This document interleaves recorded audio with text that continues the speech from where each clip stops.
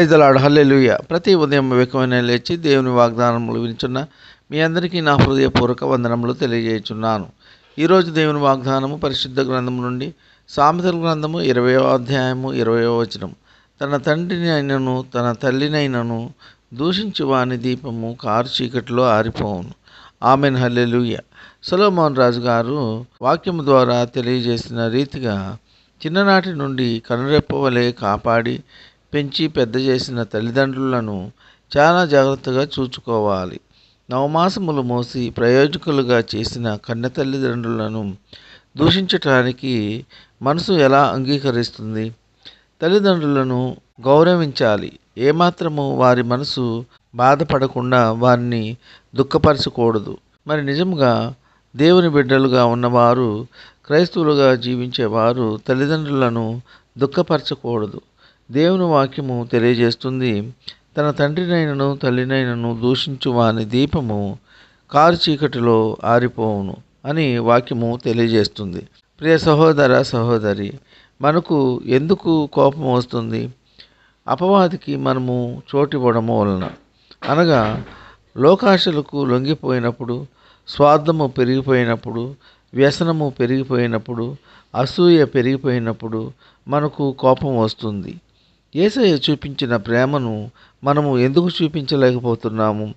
అందుకే దేవుడు నరావతారిగా ఈ భూలోకానికి వచ్చి ఉన్నాడు. మానవుడు ఎలా జీవించాలి అని అన్ని విషయములు మనకు తేటగా బైబిల్ గ్రంథము ద్వారా తెలియపరిచి ఉన్నాడు. ప్రియ సహోదర సహోదరి, ప్రతి విషయంలో ఓర్పు కలిగి ఉండాలి, శాంత గుణము కలిగి ఉండాలి, క్షమించే మనసు కలిగి ఉండాలి. లోకములో ఉన్న వ్యర్థమైన వాటిని ఆశించి లోక ఆశలకు లొంగిపోయి దేవుని మరిచిపోవటం వలన అపవాది మనలో ప్రవేశించి మన యొక్క కుటుంబాన్ని పతనావస్థకు దిగజారుస్తుంది. ప్రియ సహోదర సహోదరి, ఎలాంటి క్లిష్టమైన పరిస్థితులు ఏర్పడినా దేవుని నమ్ముకున్న వారు, దేవుని బిడ్డలైన వారు, విశ్వాసులు తల్లిదండ్రులను ఏమాత్రము దూషించవద్దు. దేవుని నామమునకు అవమానపరచవద్దు. ప్రియ సహోదర సహోదరి, దేవుని బిడ్డలైన వారు తల్లిదండ్రులను కనురెప్పలా చూసుకోవాలి. వారి మనసు సంతోషపరచాలి. ప్రియ సహోదర సహోదరి, కారు చీకటి అనగా అంధకారము. ఏమాత్రము వెలుతురు ఉండదు, కాంతి ఉండదు, చిమ్మ చీకటి. ఒక మనిషి ఇంకొక మనిషిని గుర్తుపట్టలేనంతగా చీకటి ఉంటుంది. అలాంటి చీకటిలో దీపము లేకపోతే మనిషి జీవితం ఎలా ఉంటుంది?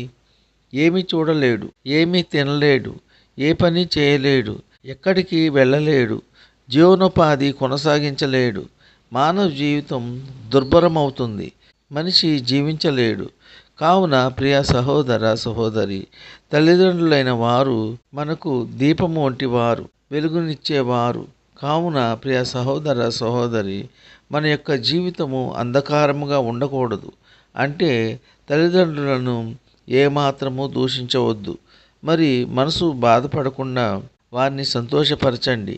వారికి కావలసిన సౌకర్యములు అడిగి తెలుసుకొని వారిని తృప్తిపరచండి. తల్లిదండ్రుల దీవెనలు, ఆశీర్వాదములు మనకు తోడుగా ఉంటాయి. మనము నమ్ముకున్న మన దేవుడు వాక్యము ద్వారా తెలియజేసిన సంగతులు తప్పకుండా మన అనుదిన జీవితంలో పాటించాలి, గైకొనాలి. మనము దేవునితో సంబంధము కలిగి ఉండాలి అంటే తల్లిదండ్రులను ఏమాత్రము దూషించవద్దు. వారిని ప్రేమగా చూడండి, ఆప్యాయతగా పలకరించండి. తల్లిదండ్రులను పలకరించలేని అంత బిజీగా ఉన్నా సరే మన పనులన్నీ ప్రక్కన పెట్టి ఒక్క 10 నిమిషాలు అయినా తల్లిదండ్రులతో మాట్లాడి దేవుని యొక్క దీవెనలు, ఆశీర్వాదములు పొందుకోండి. ఈ కొద్ది మాటలు దేవుడు దీవించునుగాక. ఆమెన్.